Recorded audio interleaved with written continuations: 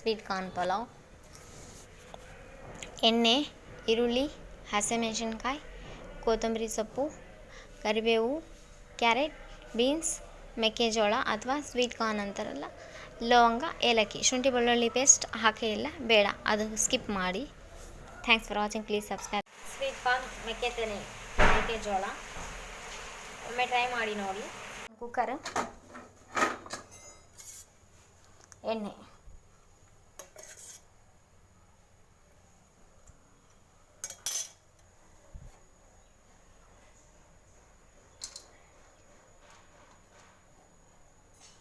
ನಾಲ್ಕು ಲವಂಗ, ಚಕ್ಕೆ, ಈರುಳ್ಳಿ,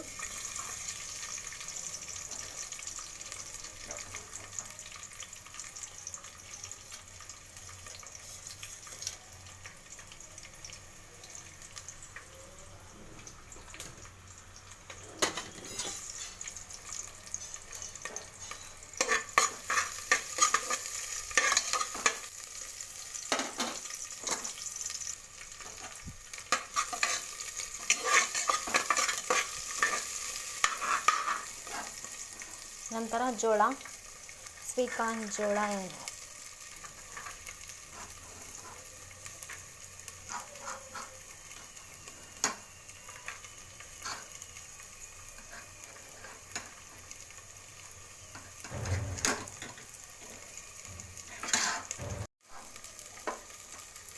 ಕ್ಯಾರೆಟ್,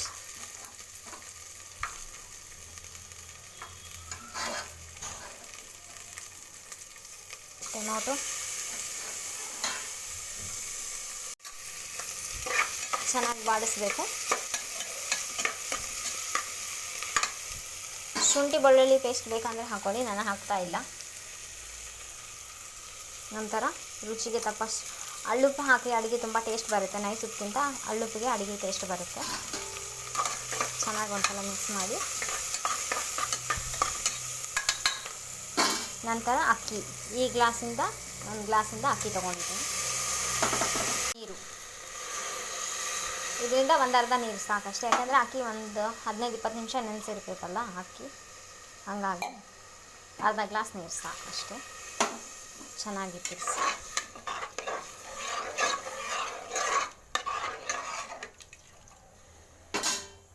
ಕರಿಬೇವು,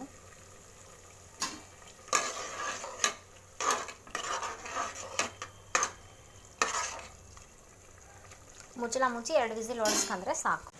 ಸ್ವೀಟ್ ಕಾರ್ನ್ ಪಲಾವ್ ಅಥವಾ ಮೆಕ್ಕೆಜೋಳ ಪಲಾವ್ ಒಮ್ಮೆ ಮನೆಯಲ್ಲಿ ಟ್ರೈ ಮಾಡಿ ನೋಡಿ. ನಾವು ಬರೀ ಮಸಾಲ ಪಲಾವ್ ತಿಂದು ಬೋರ್ ಅನಿಸಿದರೆ ಅದು ಇಷ್ಟ ಆಗ್ತಾ ಇಲ್ಲ, ನಮಗೆಲ್ಲ ತುಂಬ ಆ್ಯಸಿಡಿಟಿ ಎಲ್ಲ ಆಗ್ತೈತಿ, ನಮಗೆ ಡೈಜೆಷನ್ ಆಗಲ್ಲ ಅಂತಂದರೆ ಈ ಥರ ಒಮ್ಮೆ ಮಾಡಿ ನೋಡಿ. ತುಂಬ ಸಿಂಪಲ್ಲಾಗಿ ಮಾಡ್ಕೊಳ್ತೀವಿ, ತುಂಬ ಈಸಿಯಾಗಿ, ವೆರಿ ಟೇಸ್ಟಿ ಆ್ಯಂಡ್ ವೆರಿ ಈಸಿಯಾಗಿ ಮಾಡ್ಕೊಳ್ಳಿ ಒಮ್ಮೆ ಸ್ವೀಟ್ ಕಾರ್ನ್ ಪಲಾವ್.